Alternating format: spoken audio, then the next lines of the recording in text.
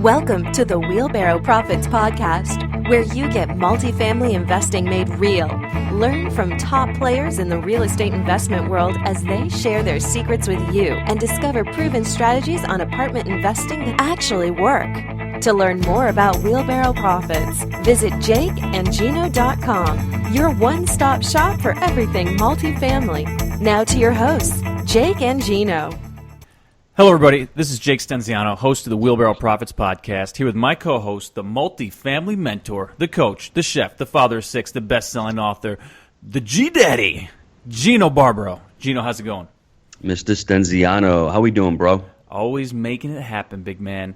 Today's guest is Sterling White, not to be confused with Sterling Sharp.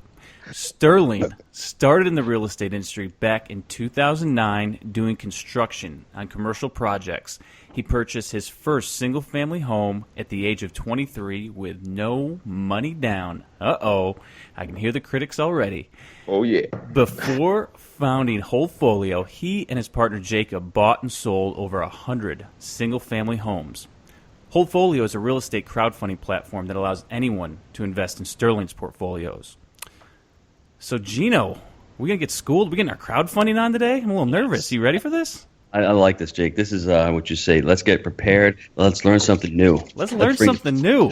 All right. So, Sterling, welcome to the show.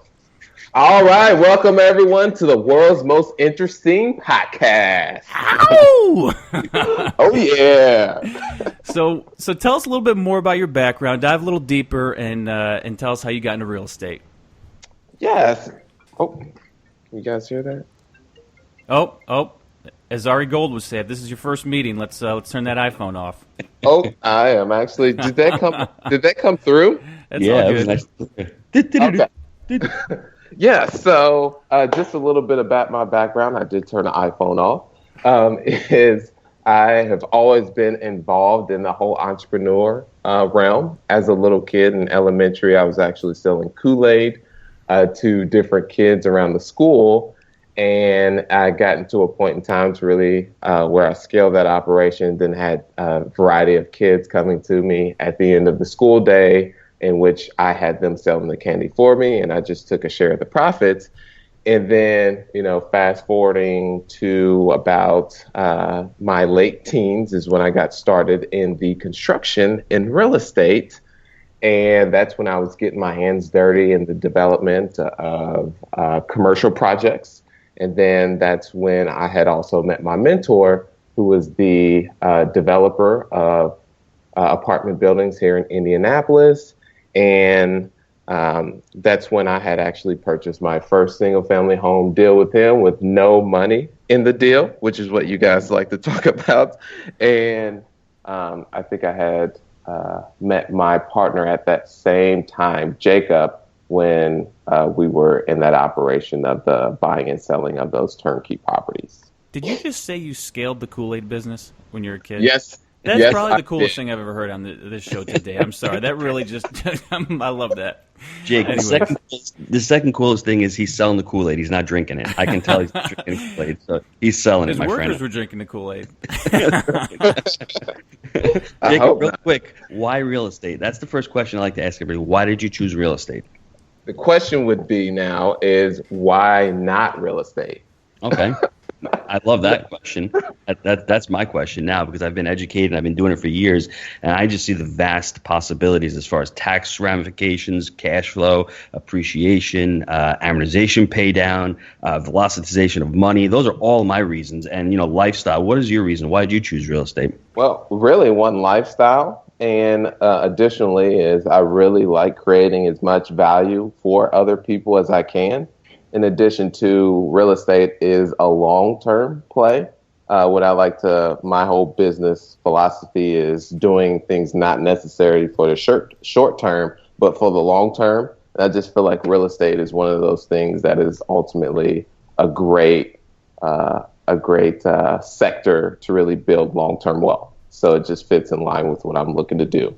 Sterling, can you tell us about that first deal and what you learned on that deal and, all the implications and the struggles you had with it?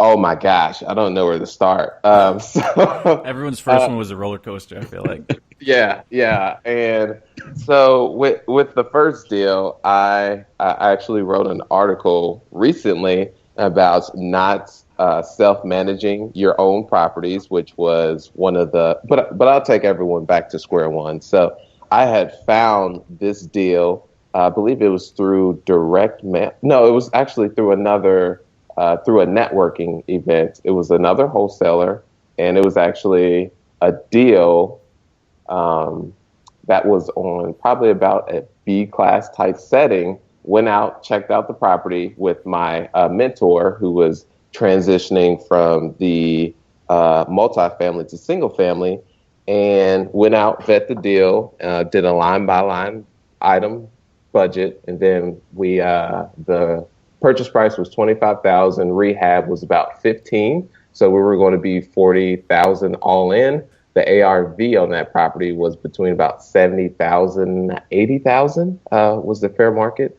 And so when we purchased the deal, instead of me just simply taking let's say a $2,000, $3,000 buy fee, I just asked for equity in the deal. And at the time of closing, we wrote up the contract, and from then on, the rest was history. So, what'd you learn on that deal? So the biggest thing I learned on that deal would say,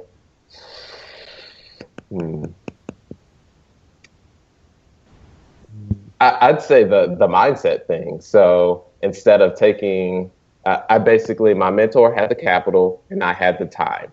So that was basically the value that I created in that relationship. Wow, that's awesome. And let's fast forward to now. Can you talk about the crowdfunding platform and your company and how you've gotten into the space? Yeah, so I had gotten to the space. My partner and I were in the involvement of buying and selling hundreds of turnkey properties.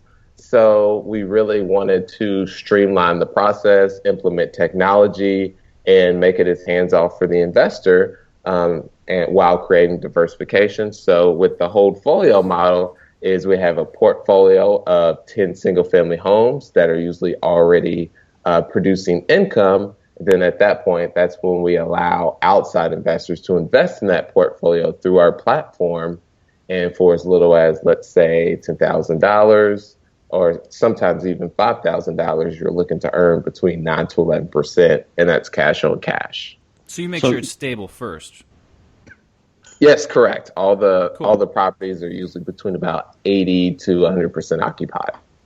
And how do you find these deals, first of all, to create the value? Yeah, so we're throwing out probably between 40 to 60 offers on listed properties, as well as, and that's weekly. And we're doing direct mail, which we have seen has been really effective in our market. And we also do signs as well, which that hasn't been too effective as of late. So let me ask you, when you do 40 to 60, how many on average do you sign? Do you get at least one or two deals out of those 40, between 40 and 60 deals?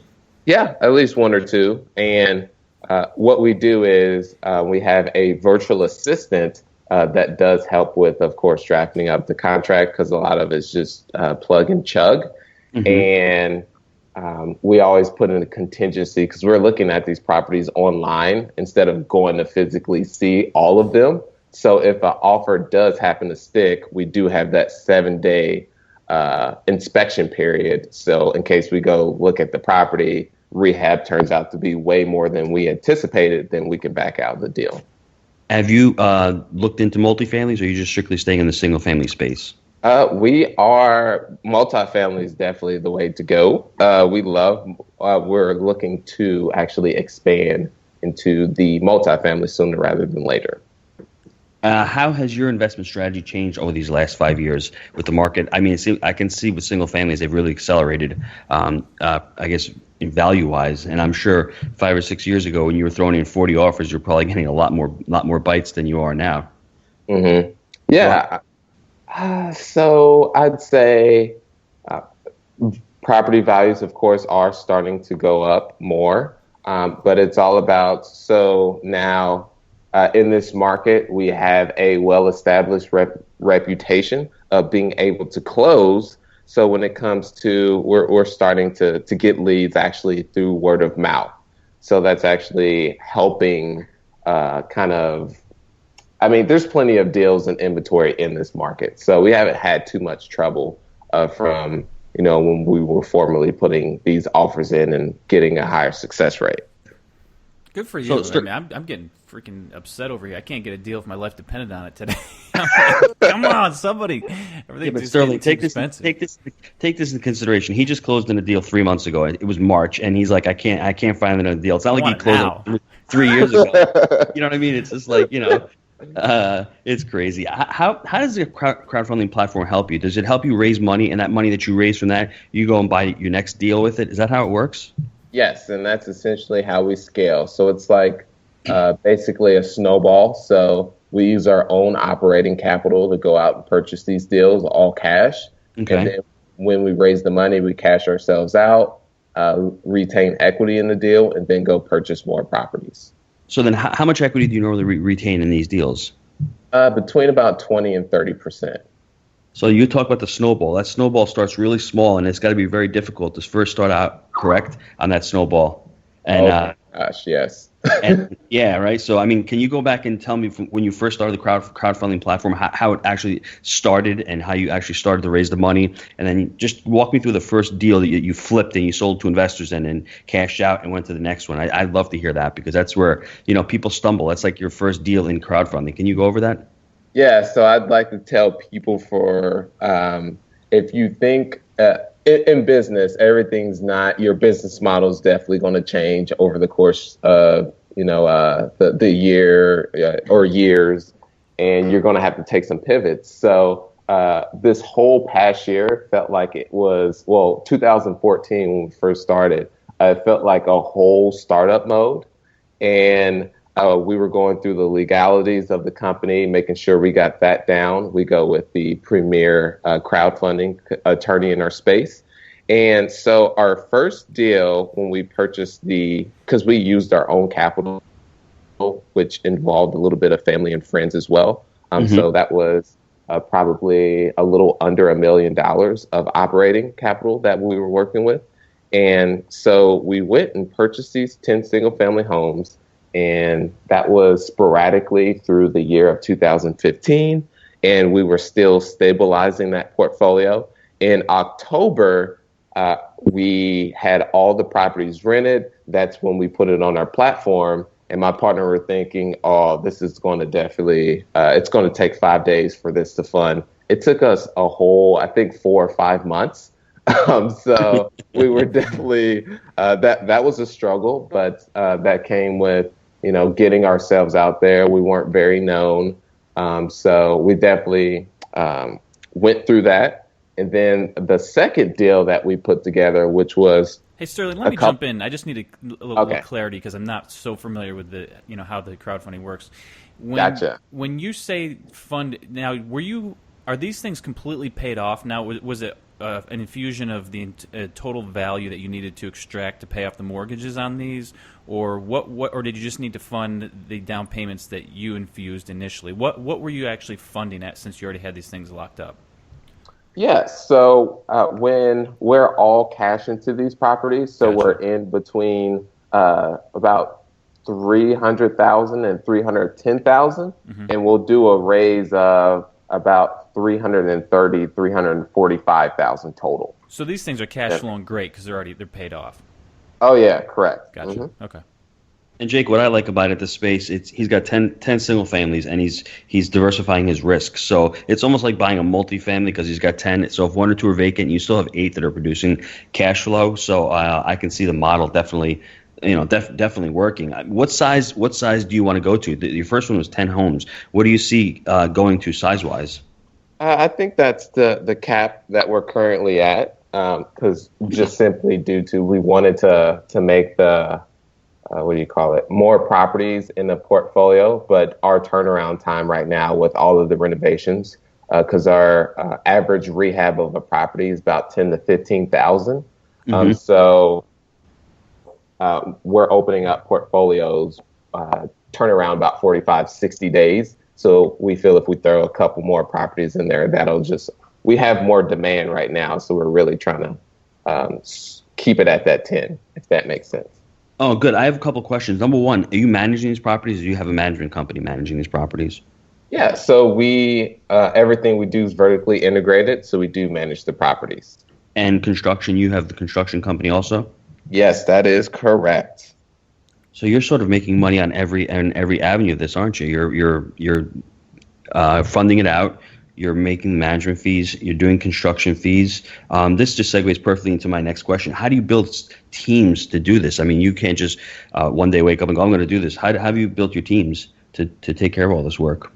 Yeah, and so one piece of advice that I would give to everyone is finding people that complement your skills, not finding people that have the same skills as you do. Both of you guys don't want to be hitting the head on the same thing. And when it comes to building teams, we had formerly had relationships when we were in the operations of the buying and selling of those turnkey properties. And then when we transitioned to Holdfolio, we took a lot of those contractors, which is a huge part of what we do is the construction.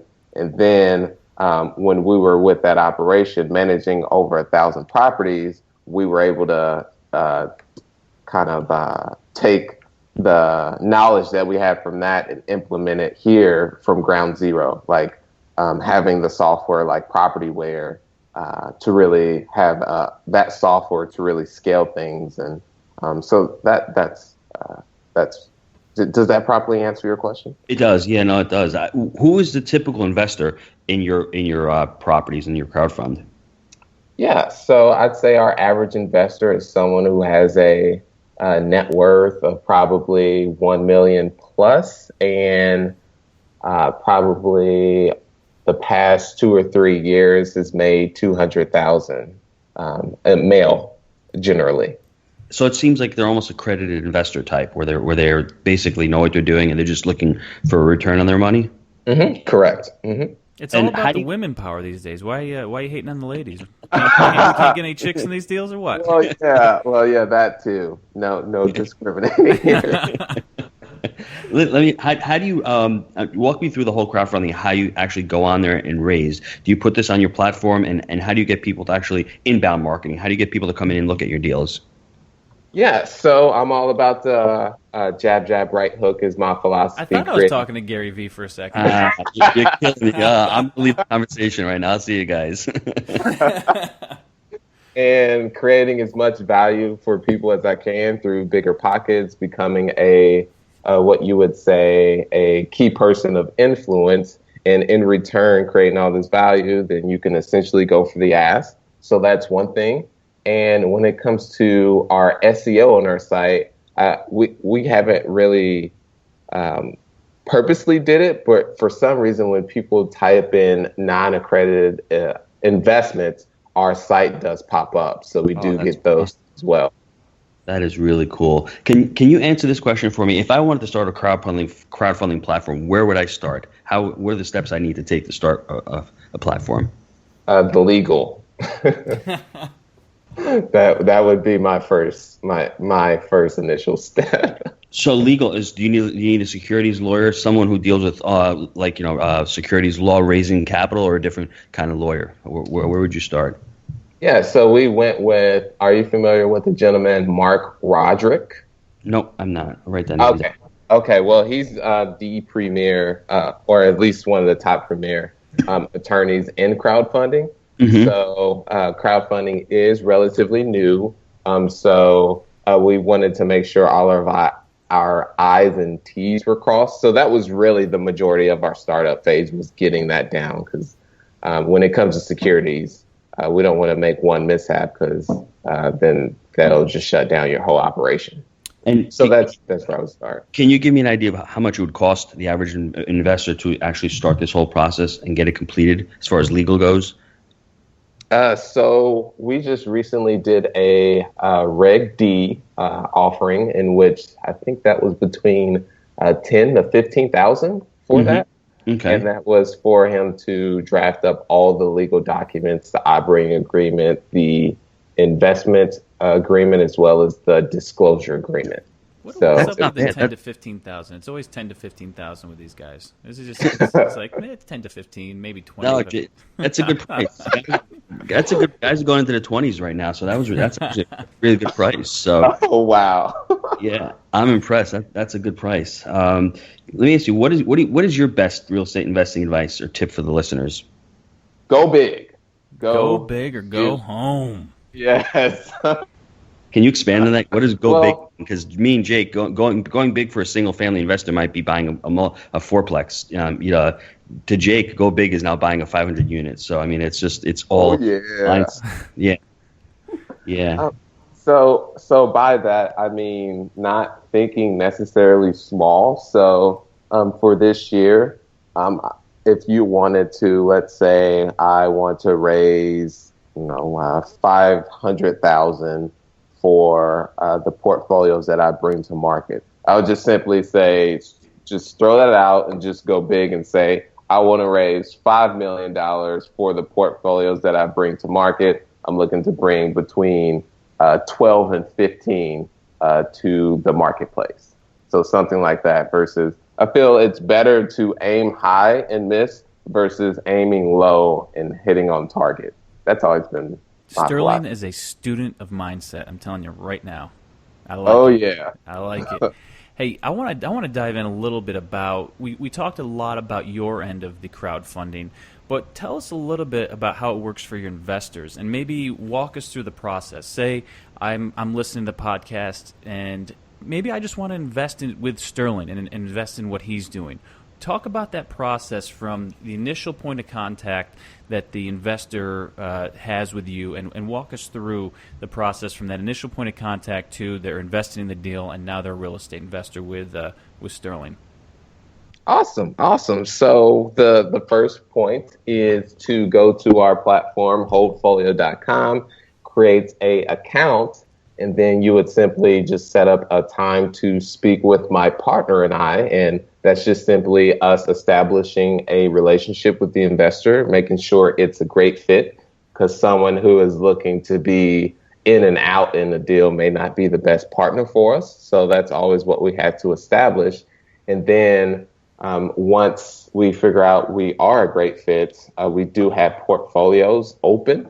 So the next step would be, if you decided to move forward, would hit the ready to invest, do your due diligence on the portfolio with the properties, as well as reading over the legal documents.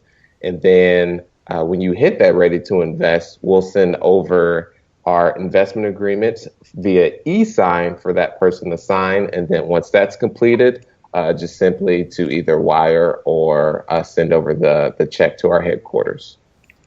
So very simple. Yeah, fairly simple. Basically, you send you'll talk to the person, make sure they're qualified to do it, make sure that the interests are aligned, show them and they'll actually see the package of properties they're purchasing. Correct? Oh yes. Yeah, they'll be able to go through the due diligence on those. And so, what kind of returns are we talking? For the folks investing. Yeah, so just from the cash flow alone, the cash on cash is between 9 to 11%. We do have a hold on each one of these portfolios, so between 3 to 5 years, in which we start exercising various options to exit the portfolio, and that's when your IRR, your returns, would be between 16 to 20%, or refinancing the properties. I was just about to ask that. Would you refi the property, and would you cash them out and you hold the portfolio, or would you refi the property, give them part of the refinance proceeds, and let them continue to hold the portfolio? The second point. Okay. Yeah, that's what I figured. Since these properties are debt free, do you feel that, because one of the things I love about real estate is that I'll put some money into a deal and the tenants are nice enough to pay down that big note for me over a long period of time, buy and hold, obviously. Do you feel that sometimes you're ever missing by not having debt on these, where you could make bigger returns over the long term by having the group pay down the debt and also get a return on top of that? Yeah, and that's a great point, and the power of leverage is huge. Good debt. And so when we start to move up to multifamily, higher asset classes, that's definitely when we would start to implement using leverage. Gotcha. So that is definitely something that's on the radar. And it's not meant to be a knock. It's just curious about, there's different strategies at work, without a doubt. And so I was just curious on that. So someone out there they want to start investing. They want to start investing in the crowdfunding model.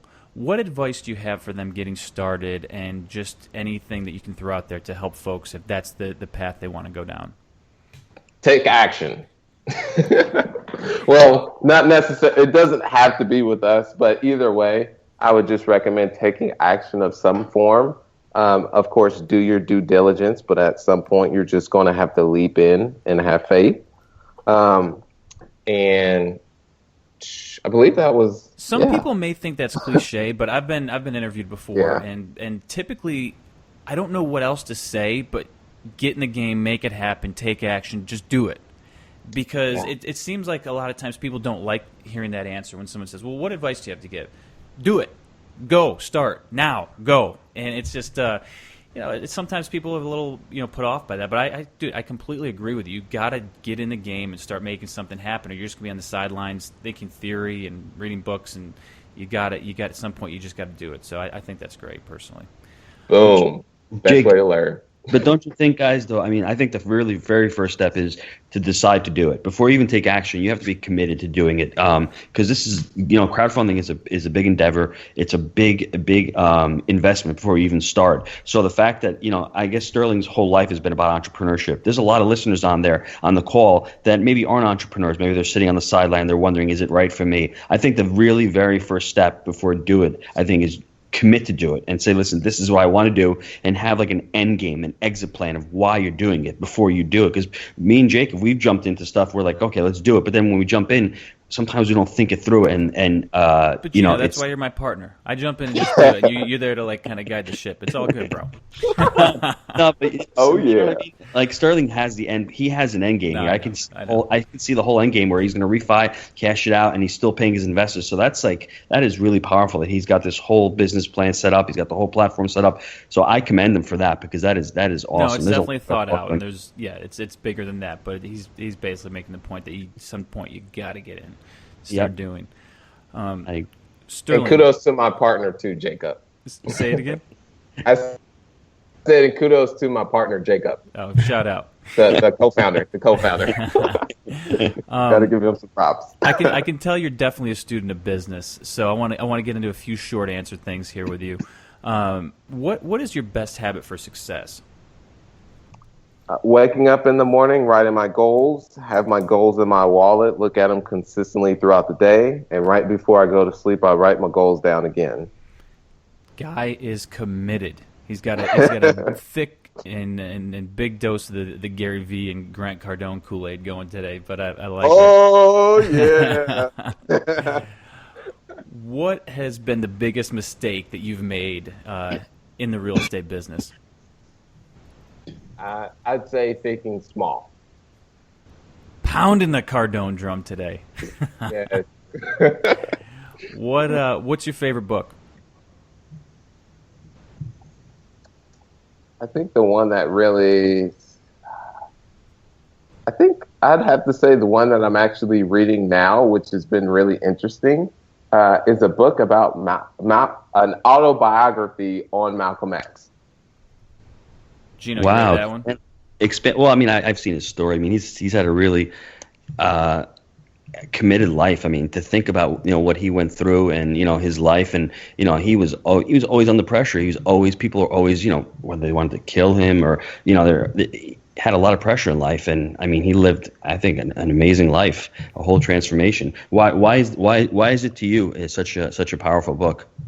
I'd say it really shined the light on, I did not realize how it was for my ancestors and to really see someone come from where he came and then ultimately where his life, how he was able to control his destiny in life, even though his life ended abruptly, but it was just really, really cool to see from his mind. And it's an awesome book. Noted. If you're into biographies too, Arnold Schwarzenegger's is awesome, and so is Steve Jobs. Just thrown out there. Those are my two faves. Nice. What has been your best deal and why?